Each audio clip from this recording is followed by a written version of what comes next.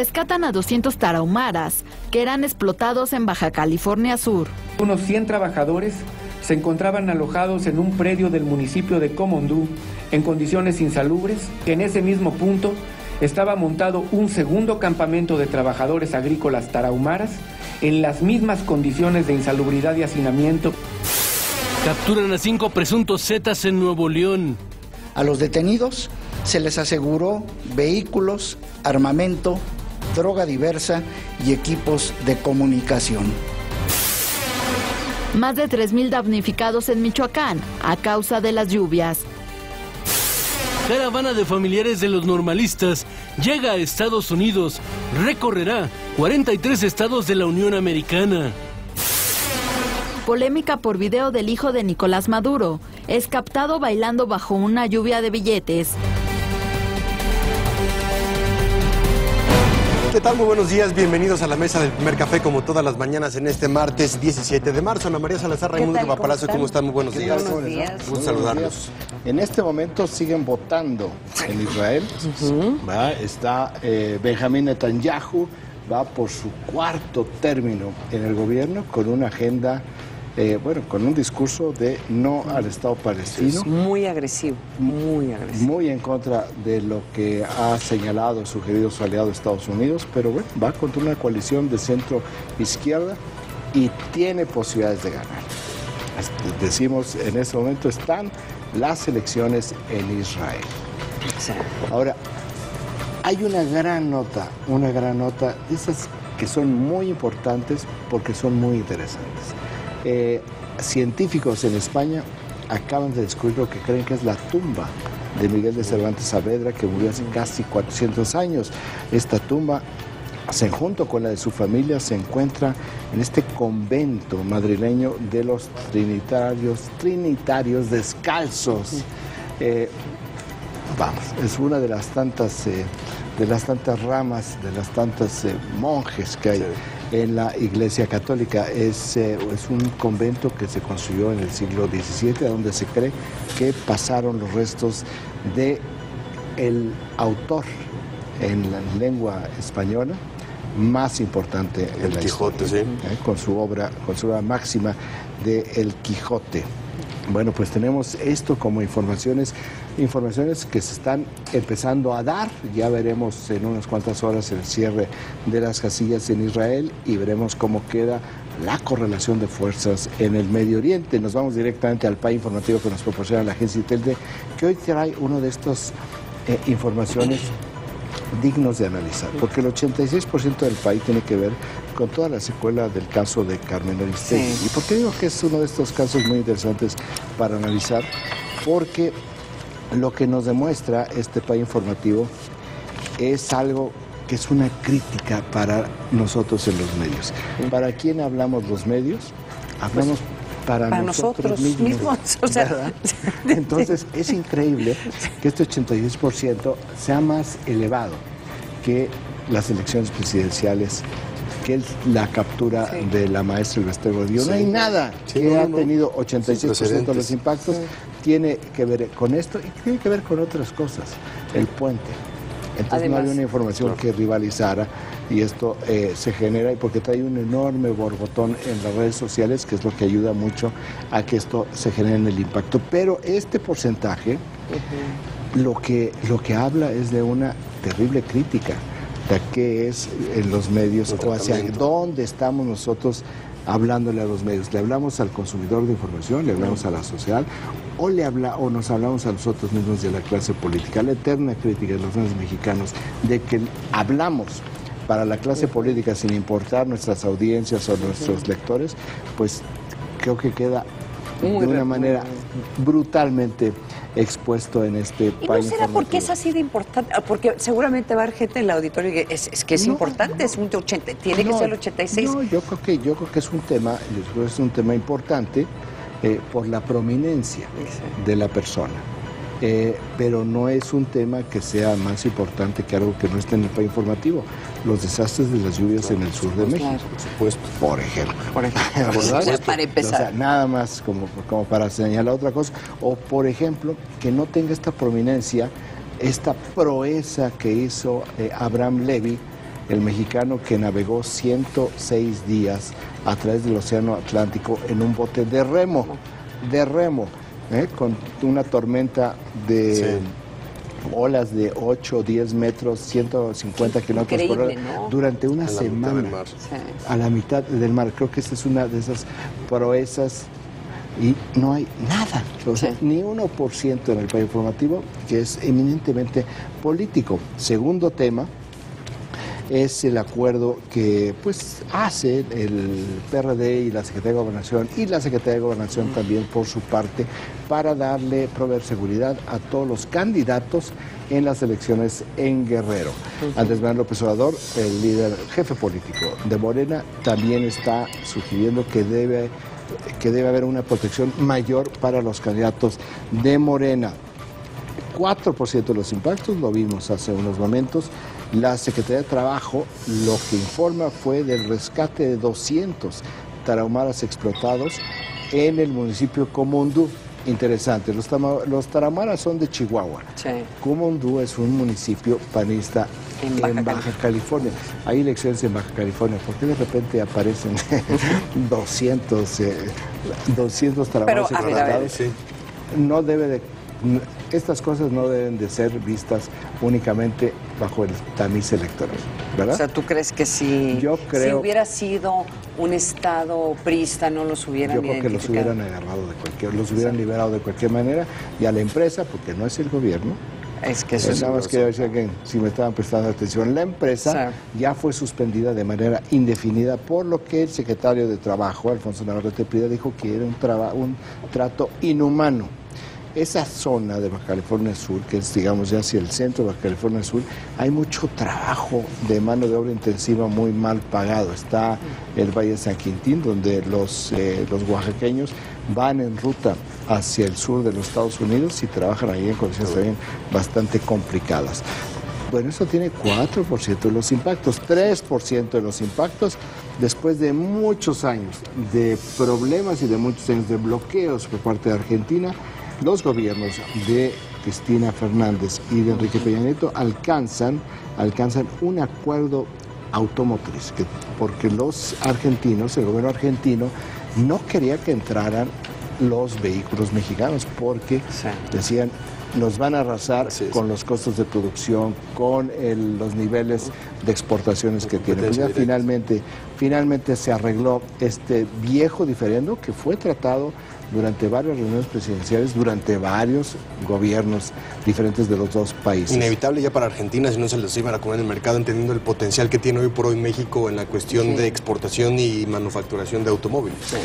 1% de los impactos, una información que viene hoy marginalmente, viene muy bien destacada, pero en un solo periódico, que es la compra del equipo militar de México a Estados Unidos por 1.400 millones de dólares, de los cuales, 1.441 millones de dólares para ser más precisos, de los cuales son 23 helicópteros Black Hawk, que es lo mejor que hay en transportación aérea, son helicópteros artillados, Black Hawk 23, son bastantes. Aquí hubo una enorme crítica en el sexenio pasado, porque 2 helicópteros Black Hawk que adquirió la Secretaría de Seguridad Pública Federal generaron una enorme polémica de que por qué se compraban, porque son excelentes helicópteros. 23 helicópteros compra la Secretaría de la Defensa, y además el grueso de las compras, 3.300 vehículos. Ahora, pues creo que no podía haber comprado una flotilla por ahí en algo más barato. Los vehículos, una buena parte de los vehículos, aunque no se precisa en la información, tiene que ver con una versión reducida de lo que le llaman los Humvees. Estos vehículos artillados que son muy buenos para transporte militar, y son muy rápidos, son muy buenos para operaciones militares, todo terreno. Pues aquí la Secretaría de Defensa compra equipo militar de Estados Unidos, de acuerdo con información divulgada hoy, por 1.441, que lo convierte en el país latinoamericano que es el mejor cliente de Estados Unidos. Claro, de Estados Unidos. Aquí entramos con algunos asegúnes, ¿verdad? Porque hay otros países que compran en Rusia. Justo ayer China se anunciaba que se convirtió en el tercer exportador mundial de armamento, detrás de Estados Unidos y detrás de Rusia, ahora China, y sobre todo dotando de armamento a América Latina, Venezuela, exactamente. No, y es que se vuelve un tema político, a quién le compras tus armas, porque si tú le empiezas a comprar armas a China o le estás comprando armas a Rusia, ¿qué pasa? Que tú dependes de esos países para que te den todo lo que necesites en refacciones, en mantenimiento. Ese es el negocio exactamente. Ese es el gran negocio. Y además, vuelves dependiente tecnológicamente. Y además no hay cuestionamiento. O sea, para Estados Unidos, que es parte de la legislación estadounidense, que cuando venden armas tienen que transparentarlo, ya sea que los donen, que los vendan, cualquier empresa estadounidense que venda, tiene que haber cierta transparencia a quien se los está vendiendo. Entonces también asegura que se sepa, si no es aquí en México, se va a ver en Estados Unidos casi exactamente qué fue lo que se compró, tal vez no en este momento, sino a mediano a largo plazo. Vámonos con las portadas, ¿no? Yo quiero resaltar la portada del Financiero porque, claro, siendo sonorenses, están hablando de las elecciones en Sonora, en donde y esto ya lo había comentado Paco Abundis, de hecho es información que viene de la empresa de Paco Abundis sobre las elecciones en Sonora, que se perfila bipartidista, o sea, sí va a haber... se cree que van a ser elecciones interesantes, competidas, y se están tirando hasta con la cubeta en este momento. Hay una serie de videos que está presentando la candidata del PRI, Claudia Pavlovich, y en donde ella exige que el candidato del PAN ponga sobre la mesa todas las pruebas que supuestamente él tiene y lo reta. Entonces sale Javier Gándara con otros videos en donde la reta a ella porque votó a favor de subir los impuestos, el IVA en la frontera y otras cosas que votó ella. Y pues salió un muchachito diciendo, por eso mi papá ya no me puede llevar a la escuela porque ya no tiene dinero para la gasolina, algo así. Entonces sí se están dando bastante duros, pero según los números que estamos viendo de parametría, en este momento, si el día de hoy fueran las elecciones, ganaría el candidato del PAN, a pesar de los cuestionamientos que hay sobre el gobernador de Sonora. El otro tema importante, y esto sí me pareció muy interesante, según este reporte, que los temas que interesan al electorado en Sonora es el tema de, Padres, las acusaciones en contra del gobernador Padres, y el ABC. El ABC sigue siendo un tema para... el caso de los niños, pues murieron 49. Pero qué curioso que si son estos dos temas, no se refleja en el caso del PAN. Exacto. Porque si hay tanta molestia contra el gobernador Padres, ¿por qué trae esa ventaja el candidato del PAN? Exacto, porque se cree, y esto ya lo estoy diciendo porque hablé con algunos de los analistas de Sonora ayer, que el candidato Javier Gándara sí tiene una personalidad propia, o sea, sí ha podido separar su candidatura del gobernador. O sea, no le transfiere negativos el gobernador. Yo también sí es bastante sorprendente. Entonces también es un tema, yo creo que de la candidata. Igualmente, porque el ABC no le genera negativos al PAN, si fue durante administraciones panistas. No, fue durante la administración priista. Pero acuérdate a quién culparon. Sí, claro, a Molinar Orcasitas, sí, claro. Fue en la administración de Eduardo Bursa. Sin embargo, el gran costo se lo llevó quien era el director del Seguro Social de la nada. No, sí, porque ni siquiera... Juan Molinar y el gobierno de Calderón. Sí. Entonces, qué curioso votan en Sonora, ¿eh? Te digo. O sea, me enojas tú, papá, pero no importa. A quien tú ayudas, voy con él. No, sí, es muy interesante porque además, porque el gobernador panista podría haber tomado pasos más contundentes en contra de lo que se percibe, por lo menos en Sonora, la culpabilidad de funcionarios priistas en Sonora, ¿sí? De lo que sucedió esta tragedia del ABC. Sí, está muy interesante. Bueno, eso está en la portada del Financiero. Indirectamente un tema de corrupción, indirectamente. Obviamente ese es el cuestionamiento. ¿Por qué les dieron los permisos? ¿Por qué podían tener una guardería nomás cuando había una puerta que pero funcionaba? Se les olvida algo. El incendio en la guardería ABC no comenzó en la guardería ABC, sino la de Junto.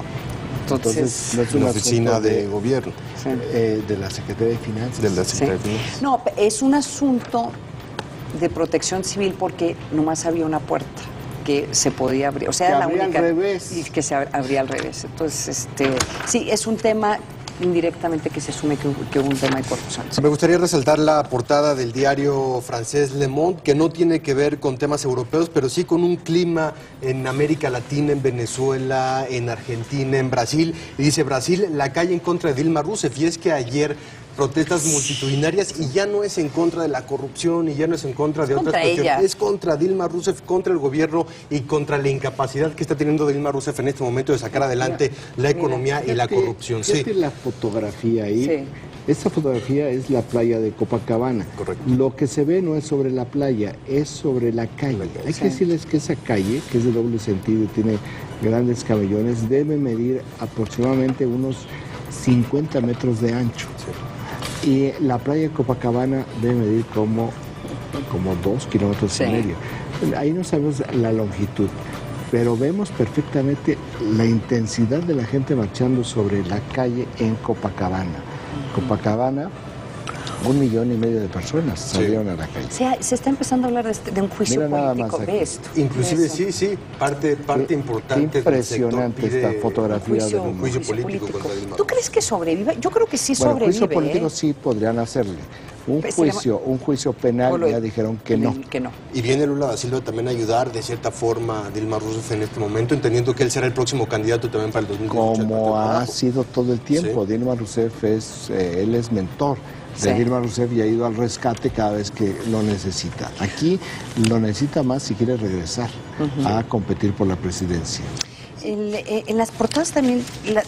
Todas están hablando del tema electoral, pero del problema directo o indirectamente, el tema de seguridad. En Milenio hablan ya protección federal a 7 candidatos, pide el PRD.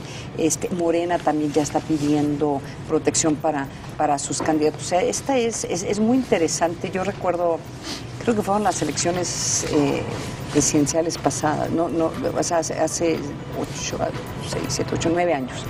Que cuando se hablaba del tema de seguridad y el problema que estaban enfrentando los candidatos, muchos candidatos decían que no querían seguridad porque percibían o sentían que podían estar los espiando, que era un problema de espionaje y que podía pues ser contraproducente para sus campañas. Obviamente el PRD y Morena no están usando ese argumento, o sea, sí creo que tienen razón. Hay una preocupación real de que algo le pudiera pasar a sus candidatos en algunos de estos, a cualquiera de los candidatos de cualquier partido, ¿no? Sí, empiezan a salir las variables de riesgo, el mapa de riesgos electoral. Acceso todavía una información donde el Instituto Nacional Electoral está ya organizando un plan B para evitar que las casillas que se encuentran en las escuelas, como en varias partes del país, sean cerradas por la coordinadora, la disidencia magisterial, y no pueda haber elecciones. Entonces está ya viendo en dónde va a colocar nuevas casillas electorales. De esto vamos a hablar más adelante, porque la disidencia magisterial está elevando los costos en la negociación con la Secretaría de Gobernación de esta semana. Ya lo veremos en unos minutos. De hecho, ¿por qué no vamos a un corte y precisamente regresamos para ver el tema de la CITEG y todo lo que ocurre allá en Guerrero? Vamos a un corte, no se vaya, regresamos a la mesa del primer café.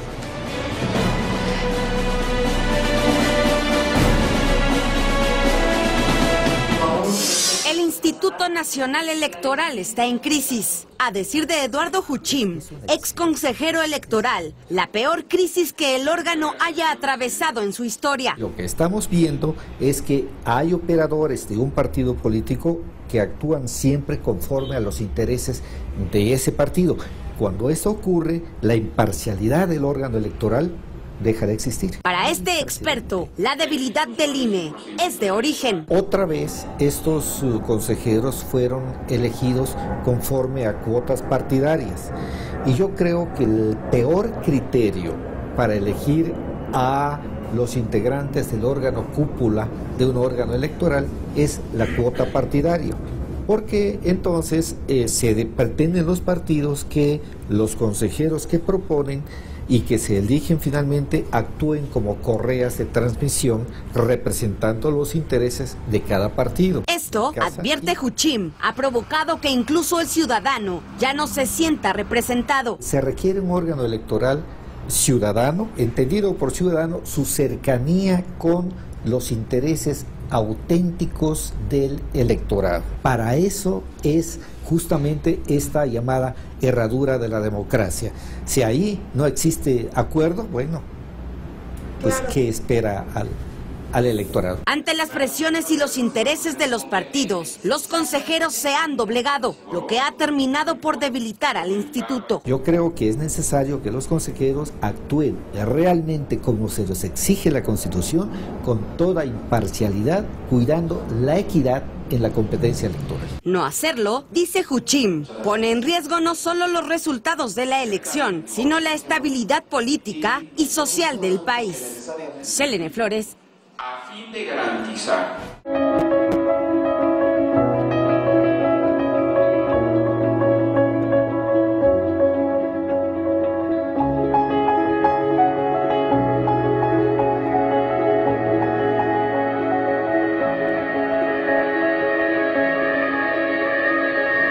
Bienvenidos a La Otra Aventura, un espacio dedicado al mundo de los libros. Martes, 22:45 horas. Proyecto 40. Una nueva red ha surgido con el poder para consolidar. El día que recordó a Luis Donaldo Colosio como un hombre visionario, recibió más de 400 retweets. O destruir. El Partido del Trabajo y Nueva Alianza revelan su pésima estrategia en redes. Entre los dos suman 18,000 followers en Twitter. Red política. Todo lo que digan que hacen y cómo se mueven los políticos tiene una meta: ganar 2015. Lunes 21:45 horas. Proyecto 40. A principio de la década de los 80, ante la aparición de una enfermedad que poco tiempo después se conocería como SIDA, el gobierno de los Estados Unidos y los principales medios de comunicación bloquearon cualquier ayuda, cualquier información sobre esta epidemia. En estos años de silencio, murieron y se contagiaron millones de personas. Pero un grupo de hombres homosexuales los enfrentaron y cambiaron la historia. Un corazón normal. Únicamente por 4 semanas, los miércoles y los jueves a partir del 11 de marzo en el Teatro Milán. Además, gira nacional.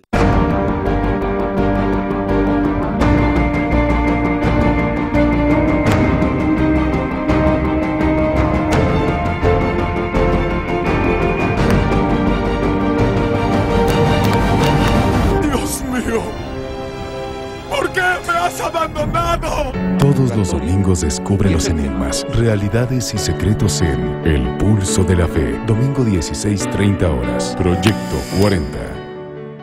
La mano perfecta para informarte la situación de nuestro país la tienen Leonardo Curcio y María Amparo Casar. Te crece al 4.4% Pakistán, Colombia está creciendo al 4.4% y este país no despega más. La gente está enojada. Las cartas están puestas sobre la mesa y con ellas un posible cambio para el rumbo de México. Yo nos comprometemos a cambiarlo en esta mesa, pero que nos ayuden los políticos. ¿Lo tomas o lo dejas? Miércoles 21:45 horas. Proyecto 40.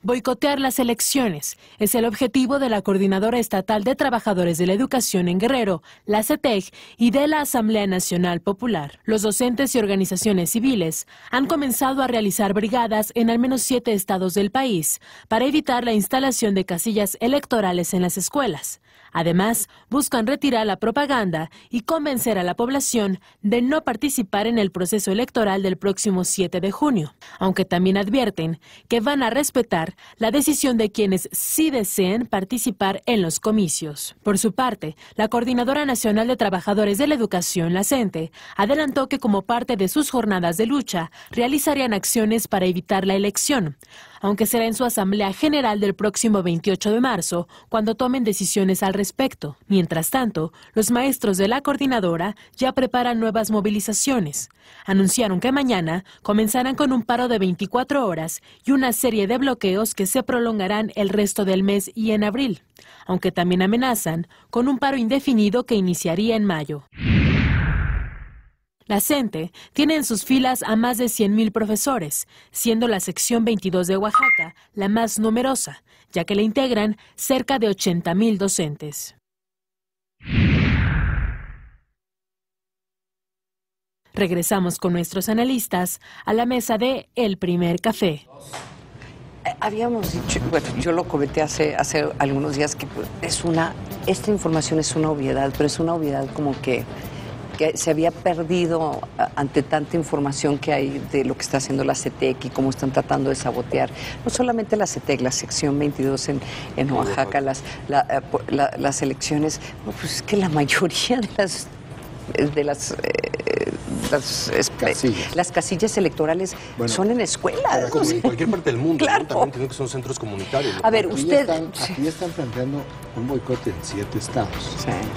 Sí. O sea, ya empezamos a tener casi una cuarta parte del país. Ya no es Guerrero y ya no es Oaxaca, ya no es la cuenca del descontento, ¿no? Ya no es claro. Michoacán, Guerrero, Oaxaca, Chiapas.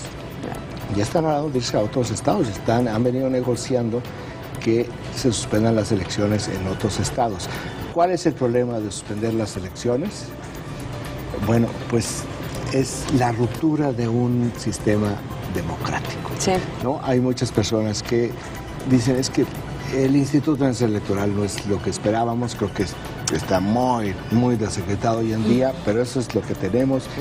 Lo que sí hemos visto a lo largo de los últimos años es que por la vía de las urnas sí hay cambio. Sí. Entonces sí hay un mecanismo de rendición de cuentas. Puede ser que no es lo que a veces nosotros esperamos, que no es suficiente, pero en la medida en que la gente no vaya o que no vaya a votar, o en la medida en que no hay elecciones, entonces todo con lo cual podemos nosotros discrepar o estar en desacuerdo, pues va a seguir igual. O sea, la única posibilidad de que haya la posibilidad de cambio es, no hay que dejar de tener elecciones, no hay que dejar de ir a las urnas, a votar por quien quieran. Mira, por quien los convence, por quien les guste, por quien se les pegue la gana. Mira, Raimundo, pero este no es un problema del INE, la verdad. O sea, el hecho, y eso es lo que a mí me parece muy interesante, que de una forma u otra, y tienes toda la razón, de que si no se llevan a cabo elecciones, se lo van a achacar al INE. Esto, lo que está viviendo el INE en este momento, sería un reto para cualquier autoridad electoral en cualquier parte del mundo. Pero si tú tienes grupos masivos de personas que dicen, no vamos a permitir elecciones y vamos a bloquear, y lo están diciendo desde este momento, ¿de quién es la culpa? Bueno, vamos a lo que estás diciendo. Si esto sucediera, va a haber un enfrentamiento ¿con quién? Con la Marina, que es la que va a estar vigilando las urnas. Entonces, problematizándolo, no va a ser el INE. Y hay grupos que no tienen que tener un plan B el INE en ese sentido, entendiendo con tantos meses de anticipación que va a haber un tema de seguridad, plantear planes B para todos. Lo están planteando en Oaxaca. Yo creo que no puede el país ser sujeto de chantaje de la disidencia magisterial. O sea, no puede ser que ante el primer grito hagas un plan B. O sea, ¿qué tipo de debilidad sea? No puede ser que estén planteando un boicot en 7 estados, ni en un estado. ¿Qué es lo que se pretende con este tipo de acciones? Se pretende elevar el costo de negociación en la mesa de negociaciones en la Secretaría de Gobernación. Para sus prerrogativas, que quitar la reforma educativa. ¿Sí? Al final ese es el tema. Oye, tan fácil que era antes la vida para los gobiernos priistas y hasta los del PAN. No, pues nomás se compraban al magisterio, o sea, les pagaban, se les compraban pues no su silencio, pero les compraban si era necesario hasta las elecciones. Tan ya no lo pueden hacer. Era la maestra, claro, que era tu neutralizadora. Sí, claro. La han de extrañar, ¿verdad? No creo, pero no creo que tengan la capacidad de hacer una autocrítica, aunque no lo digan, de que cometieron un error al ir contra la maestra. ¿Tú crees que en Gobernación están diciendo, Elba, te extrañamos, no creo. we miss you? No creo. Vamos con más información. La 9ª tormenta invernal mantiene potencial de lluvias en estados como Coahuila, Durango y también en Michoacán. Vamos con la información. En los últimos días, las lluvias han afectado a gran parte del territorio nacional. En Coahuila, el agua provocó encharcamientos en las principales avenidas. Incluso algunos vehículos quedaron varados. Otra entidad en donde el mal clima provocó afectaciones fue Durango. Los municipios que se vieron afectados por las nevadas fueron Canatlán, Santiago Papasquiaro, Pueblo Nuevo, Guanaceví, Tepehuanes y la capital del estado. Mientras que en Querétaro, las principales calles del estado se convirtieron en auténticos ríos. Nos sorprendió a todos porque no nos imaginamos que iba a estar todo el día. Y sigue. Pero uno de los estados más dañados es Michoacán. Aquí están, miren, varias cositas que están ahí están. Todo esto ya no sirve. Ya no, pues, está mojado con el agua de drenaje. El gobierno del estado cuantificó más de 3,000 damnificados. Además, se contabilizaron más de 400 viviendas dañadas en Morelia, un número similar en Zamora y otras 50 casas más en Apatzingán. Regresamos con nuestros analistas a la mesa de El Primer Café. Y precisamente para hablarnos más sobre la situación que se vive en estos momentos en Michoacán, tenemos en línea telefónica a Salvador Jara, gobernador del estado. ¿Cómo está, gobernador? Muy buenos días, muchas gracias por tomar la llamada. No, hombre, al contrario, muy buenos días, ¿cómo están ustedes? A sus órdenes. Gracias, gobernador, buenos días. ¿Cuáles son las afectaciones que se conocen hasta este momento y también cuáles son las previsiones que tienen para las próximas horas, gobernador? Bueno, las afectaciones que tuvimos desde hace un par de días son más de 3,000 personas afectadas por inundaciones, fundamentalmente porque recordarán que tuvimos también una tromba en la ciudad de Apatzingán durante el fin de semana, que después, bueno, se había agravado por las lluvias. Las 12 ciudades más afectadas en las zonas urbanas pues son Zamora y Morelia, en donde tuvimos alrededor de 400 viviendas inundadas. Ahorita ya la situación la tenemos absolutamente bajo control. Tuvimos ya suerte que el día de ayer no llovió, disminuyeron sensiblemente los cauces de los ríos y ya tenemos la situación perfectamente controlada. Gobernador, ¿están recibiendo algún tipo de ayuda federal, algún plan DN3 y qué trabajo está haciendo también el gobierno local? No requerimos en la contingencia la ayuda federal, afortunadamente. Nosotros pudimos resolverla en una excelente coordinación de los municipios con el gobierno estatal y además con muchísima participación de la ciudadanía y de las delegaciones federales también. Inmediatamente desplegamos a los funcionarios en los lugares críticos del estado. Se les atendió, se pusieron albergues en escuelas, muchos de ellos no fueron necesarios por fortuna, y bueno, pues se atendió a las familias afectadas con cobijas, colchones, en muchos casos con láminas, y por supuesto con víveres, ¿no? Con agua y alimentos en la noche de crisis que fue el día de antier. Gobernador, ¿tienen alguna información con respecto a las localidades de Zamora y Morelia, a las construcciones, si este tipo de lluvias y este tipo también de incidentes tuvieron que ver con la infraestructura de ambas localidades? Sí las tenemos, mire, estos problemas tanto en Zamora como en Morelia, tenemos algunas colonias que las viviendas fueron construidas en niveles muy por debajo de los niveles de las calles y muy por debajo de los niveles de los márgenes de los ríos que pasan muy cerca de estas colonias. Este fenómeno de que cada vez que llueve, y más por supuesto con lluvias atípicas como las que ocurrieron o en verano, en la época de lluvias, pues se inundan. Yo sí estoy pensando con los municipios hacer un estudio muy cuidadoso para ver si podemos resolver el problema de manera definitiva, porque es un buen número de familias, alrededor de 400, que sufren pues cada vez que llueve, ¿no? Apenas tenemos una lluvia fuerte e inmediatamente sus colonias se inundan y sus viviendas pues se les mete el agua en proporciones que van desde 30 centímetros hasta 80. Entonces estamos viendo a ver si podemos lograr algún plan integral para resolver este asunto. Independientemente de esta mesa, de esta reunión, ¿tienen ya trabajos de previsión para las próximas horas, entendiendo lo que nos explica? Sí, por supuesto. Sí, después de la contingencia tuvimos brigadas de salud, porque uno de los asuntos que tenemos que cuidar mucho es que las aguas que inundaron las viviendas con frecuencia son aguas negras. Entonces se tiene que llevar un protocolo muy estricto de higiene, de limpieza de la vivienda y además de higiene de los pobladores, ¿no? Si hay menores o adultos mayores, pues hay que seguir también instrucciones muy precisas. Vacunación de hepatitis, por ejemplo, porque puede ser contagiada por estas vías. de tétanos, y esto ya se hizo durante todo el día de ayer afortunadamente, y estamos en una campaña de no tirar basura, de limpiar los drenes. Estamos viendo acciones muy inmediatas, ¿no? Como subir ligeramente los quicios en las entradas principales de estas viviendas, de tal forma que ojalá y podamos resolverlo, tanto de manera inmediata, como buscar una solución, como ya mencioné, de manera integral. Pues listo, gobernador, le agradecemos muchísimo que nos haya tomado la llamada, que nos haya acompañado esta mañana aquí en la mesa del Primer Café para platicarnos acerca de estas afectaciones. Gracias, gobernador. Al contrario, muchas gracias y que tengan un excelente día. Buen día. Gracias, buenos días. Ese es el tema de lo que ocurre con estas situaciones y muchas veces no pensamos que este estado pueda ser afectado por ciclones o por lluvias o por inundaciones y demás. Y trombas son extraños. Sí. Pero bueno, Zamora y Michoacán, ahí fueron los Zamora y Morelia, los dos municipios más afectados, 50% de los 113 municipios afectados por las lluvias, pero tomaron previsiones, no les fue tan mal. Y también, a diferencia de Guerrero, la construcción es más sólida.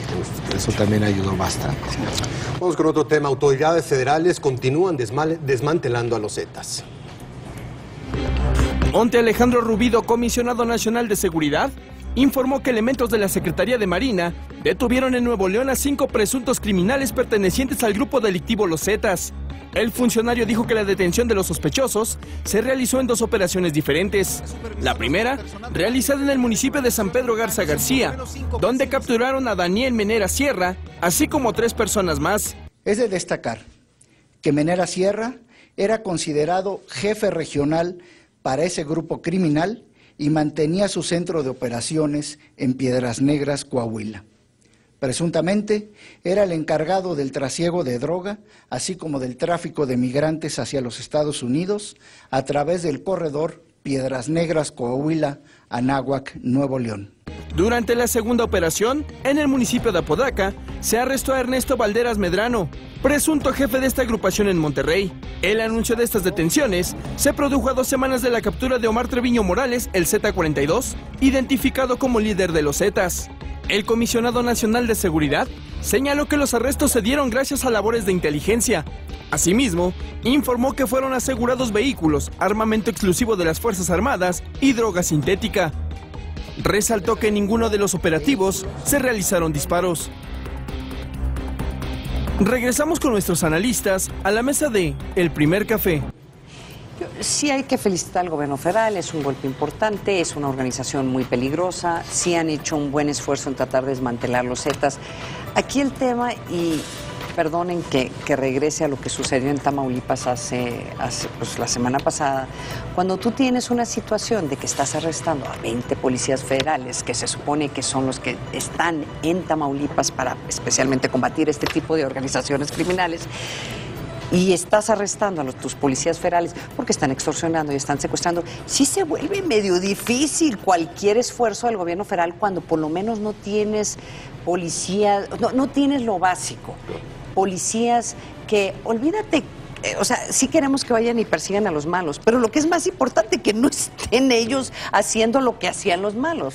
Ese es. O sea, ¿no te bastó la semana pasada? No, yo es que sí estoy indignada, oye. Mira, yo ya me di cuenta, tanto que ya esto no es importante, lo que es importante son los policías federales, es muy importante aquello. Es muy interesante lo de ahora, y lo ubico desde este punto de vista. Un jefe regional que tiene 33 años, es decir, no es un jefe, no es el del barrio, no es el de una colonia, no es el de una zona de la ciudad, es un jefe regional que tiene a su cargo varios estados. De 33 años, ¿qué es lo que te está hablando la edad de los 33 años? Esto es algo que se viene dando desde el gobierno de Felipe Calderón, porque la guerra de Felipe Calderón, que era una guerra policial y militar, tenía una lógica donde era, ¿qué es más rápido? Que capturen o maten a narcotraficantes a que los cárteles se renueven. Sí. Esta misma línea de acción está desarrollando este gobierno, con una diferencia sustancial, o 2 diferencias sustanciales. Una es el discurso. El discurso no es bélico, en esta administración. Y dos, hay lo que nunca pudo hacer Felipe Calderón, hay otro tipo de respaldo en materia de desarrollo económico y social. Es una estrategia mucho más amplia en el sentido de que se aplica, no porque no lo existiera. Ahora, ¿cuál es, a dónde me regreso? Lo que hizo el gobierno de Felipe Calderón fue, y están haciendo aquí, están rompiendo todas las redes de distribución y de comercialización de los cárteles de la droga. Por lo tanto, se están quedando sin dinero. Al quedarse sin dinero, se quedan sin nóminas para sus matones. Derivado de la falta de nómina de dinero para sus sicarios, por utilizar el lenguaje criminal y popular, se da el incremento en delitos del fuero común, como los secuestros. En el gobierno Calderón, cuando le pegan al cártel de Tijuana, en un periodo de un trimestre se incrementaron los secuestros express 200%. ¿Por qué? Por esta razón. Sucedió lo mismo en Tamaulipas. Cuando golpean a los Zetas del cártel del Golfo, se elevan extorsiones, derecho de piso, prostitución, contrabando, licores. En Michoacán fue piratería.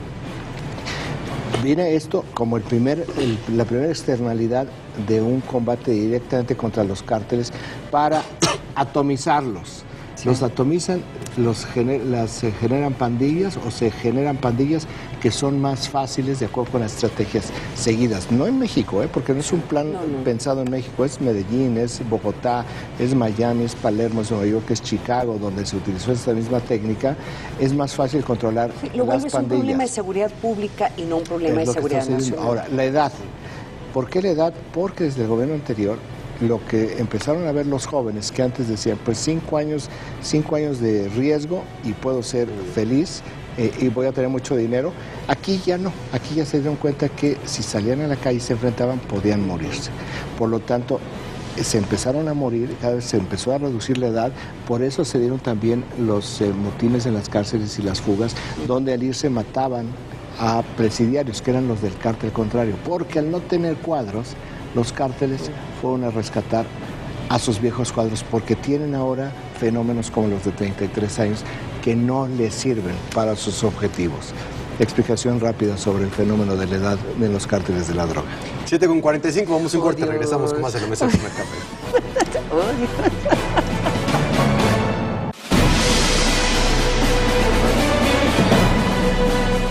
40 cuadros por segundo. 40 emociones. 40 grandes actuaciones. 40 visiones de los mejores directores. Más que un número, la mejor opción para ver el cine en tu casa.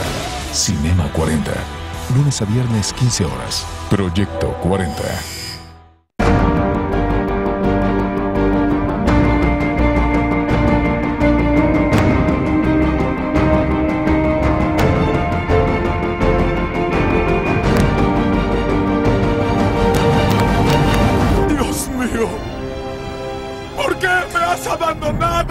Todos los domingos descubre los enigmas, realidades y secretos en El Pulso de la Fe. Domingo 16:30 horas. Proyecto 40.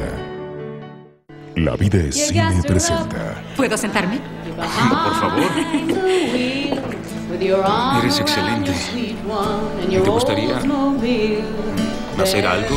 Arrastrar con un pasado turbio hará su futuro aún peor. Que asesinó a 2 personas. ¿El qué?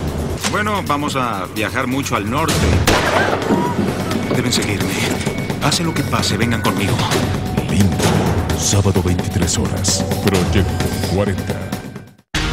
Esta semana en Vértigo, ¿quién vota en México? De cara a las próximas elecciones, conozca a detalle el perfil de los electores, su edad, género y los estados que por el número de ciudadanos inscritos en el padrón son estratégicos para los partidos. Descarga nuestra app. Cientos de idiomas se hablan alrededor del mundo. Tanto lo bueno como lo negativo de los funktionabel gestalten, dass wir pero pocos son de carácter universal como el idioma de las cifras. Todos los miércoles, Darío Celis te ayuda a descifrar y entender la complejidad de los números en nuestra sociedad. Soy Darío Celis y le agradezco mucho su atención. Descifras, miércoles 22:45 horas. Proyecto 40.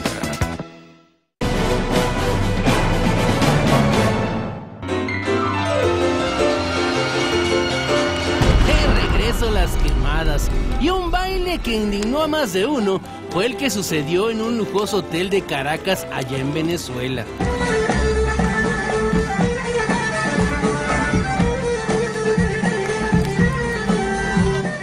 A través de las redes sociales circula ya un video en el que se observa al hijo del presidente Nicolás Maduro baile y baile al ritmo de la música árabe bajo una lluvia de billetes. Todo esto cuando se encontraba en una boda.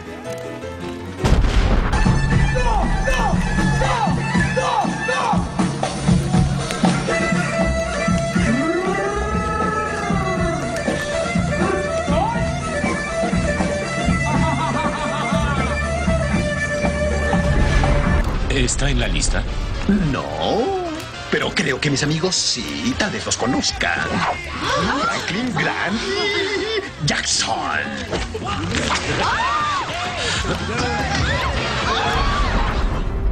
Pese a que lanzar dinero es una costumbre en este tipo de enlaces, las críticas no paran para el hijo del mandatario venezolano, oiga. Miles de usuarios rechazaron las imágenes que se dieron a conocer en un país que enfrenta graves problemas políticos, pero sobre todo económicos. Bueno, y así las cosas. Hasta aquí, las quemadas del día.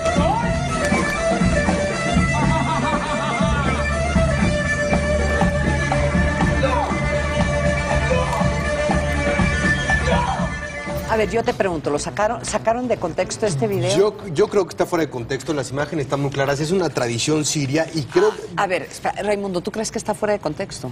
No sé, quiero escuchar la explicación. Es que él se metió a verlo y analizarlo, entonces como yo me metí a eso... Hay cosas criticables del video en el sentido de que fue después de una fiesta militar y el hijo atendió a esta reunión, y por otra parte también es una tradición siria. Lo que habría que ver es la relación de Nicolás Maduro con ciertos empresarios sirios y qué hacía el hijo de Nicolás Maduro en una boda de un empresario sirio.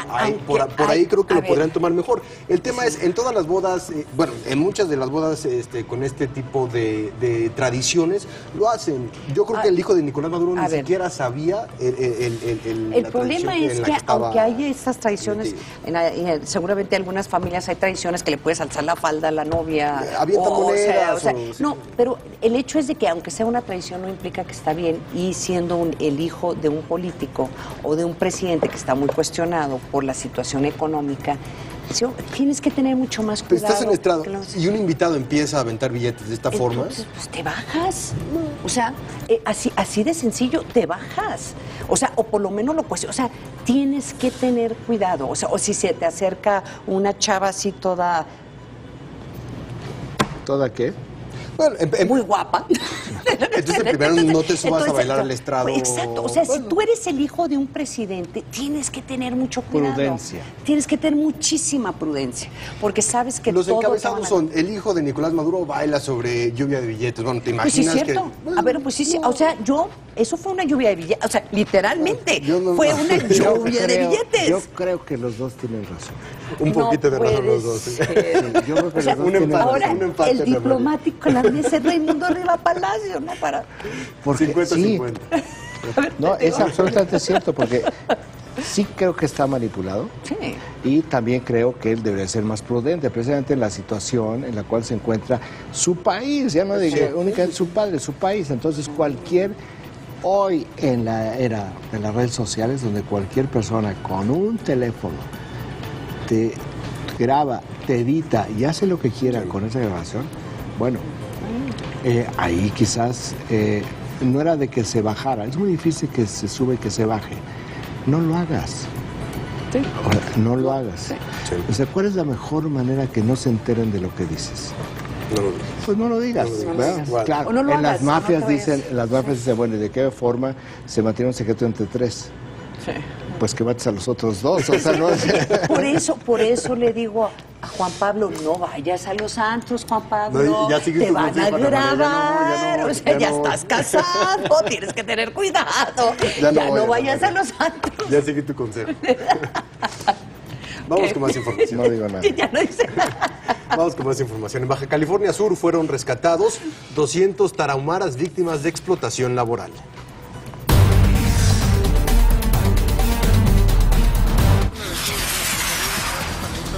La Secretaría del Trabajo y Previsión Social rescató a más de 200 tarahumaras, entre mujeres, bebés y niños menores de 14 años, en condiciones infrahumanas y de semiesclavitud.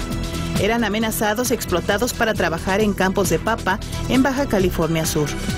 Con engaños habían sido reclutados en el municipio de Krill, Chihuahua, por la empresa El Cerezo Sociedad Agrícola, con domicilio en Guanajuato y trasladados al municipio de Comondú. El secretario del Trabajo, Alfonso Navarrete Prida, detalló que las personas laboraban en condiciones ilegales, insalubres y de miseria salarial. Los indígenas no recibían salarios, sino abonos de 200 pesos. Les habían prometido que al final recibirían el pago total por su trabajo. Dormían en campamentos improvisados en medio del lodo, la basura y expuestos a enfermedades. Unos 100 trabajadores se encontraban alojados en un predio del municipio de Comondú en condiciones insalubres, hacinados en pequeñas chozas elaboradas de manera provisional con palos, cintas, plásticos negros, costales y cartón. En ese mismo punto estaba montado un segundo campamento de trabajadores agrícolas tarahumaras en las mismas condiciones de insalubridad y hacinamiento. Su rescate se logró a través de la denuncia que hicieron unos jornaleros quienes escaparon del campo hace un año. Navarrete Prida informó que personal de la institución dio seguimiento a la queja hasta que se realizó un operativo de inspección en el que se confirmó la denuncia. La empresa ha sido suspendida de sus actividades y enfrenta acusaciones penales. Hay indicios suficientes para determinar que hay una trata de personas, hay explotación infantil, podría tipificar una privación ilegal de la libertad. En tanto, que los afectados han sido integrados al programa de movilidad de jornaleros agrícolas. Regresamos con esos analistas a la mesa de El Primer Café. Escuché bien lo que dijo el reportaje, que hace un año se escaparon uno de los jornaleros y fueron a denunciar a las autoridades y hasta ahorita lo rescatan. Espero que esté mal esa información. No, lo que necesitamos es el cronograma. Sí. O sea, hace un año se escaparon. Sí. Es cuando lo denunciaron. Hace un año. No, dijo, hace un año se escaparon. Sí, hace un año. Hace un año se escaparon. O sea, no sabemos cuándo, primero, no sabemos cuándo denunciaron, no sabemos a dónde denunciaron. Entonces, sí, yo creo que es una gran historia detrás de la historia. Sí, claro. O sea, si se escapan hace un año, ¿qué es lo que hicieron? ¿Cuánto tiempo tardaron en denunciar? Entonces, sigues la ruta, porque lo que es increíble es que del escape a hoy, o sea, no increíble porque sí sucedió, lo que me parece inverosímil es que sea un año. Por eso, antes de decir, ¿por qué tardaron tanto en investigar? Bueno, a ver, ¿qué es lo que sucedió? ¿Cuánto tiempo tardaron en denunciar? Y a partir de cuánto tiempo tardaron en denunciar, ¿cuál fue la ruta de la investigación? ¿Ahí quién faltó? ¿La Procuraduría? Porque están hablando de trata de personas, están hablando, sí, bueno, literalmente... aquí nos vamos a la otra parte. El formato del anuncio es absolutamente inusual, porque este es un tema que tiene que ver con la Procuración de Justicia. No hay ningún procurador ahí.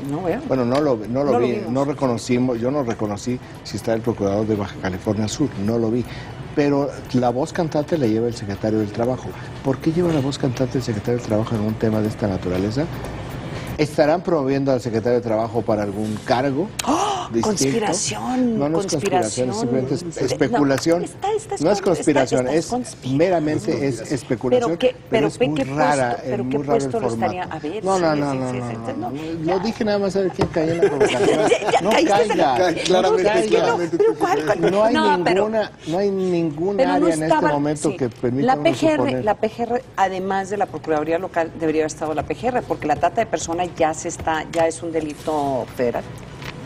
Y también el caso como tal, ¿no? Lo comentábamos, extraño que estén en esta área geográfica.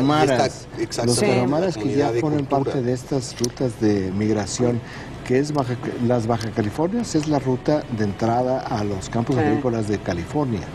Fundamentalmente, donde, por cierto, estamos viendo las condiciones infrahumanas. Sí.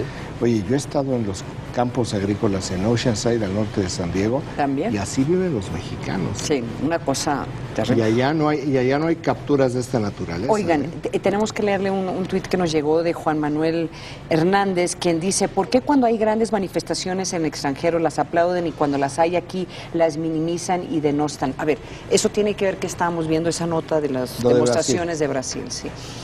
Yo creo que era, además de que es una gran nota por el número de personas que participaron, y lo que están pidiendo es la renuncia de la presidenta. Básicamente están buscando que renuncie la presidenta. Hay muchas protestas en México, en la Ciudad de México a diario. A veces son 5 o 10 personas, a veces pueden ser hasta 100, 200, 300. Yo creo que no estás respondiendo en la pregunta. Sí. Dice, ¿por qué aplauden y por qué denuestran? Y yo creo que no fue un aplauso, ni tampoco se denuestra a las marchas. ¿Por qué le dimos ese valor? Pues es 1,5 millones de personas en las calles de Brasil por un tema de corrupción donde piden que se vaya Dilma Rousseff y nosotros decimos legalmente no, un juicio político puede ser. Sí. Aquí en México, cuando hay manifestaciones de ese volumen, por supuesto que también decimos que ese volumen y la demanda. Ahora, lo que no hacemos es denostar pequeñas marchas de 20 personas que bloquean el periférico durante 8 horas, salvo cuando tiene un impacto de 8 horas de bloqueo en el periférico. Es decir, es tamaño, motivación, es descripción y es información. Nos vamos, Ana María, muchísimas gracias. Raimundo, muchísimas gracias. Nos vemos, gracias a ustedes por acompañarnos en la mesa del Primer Café. Mañana a 7 en punto, los esperamos. Gracias, buen día.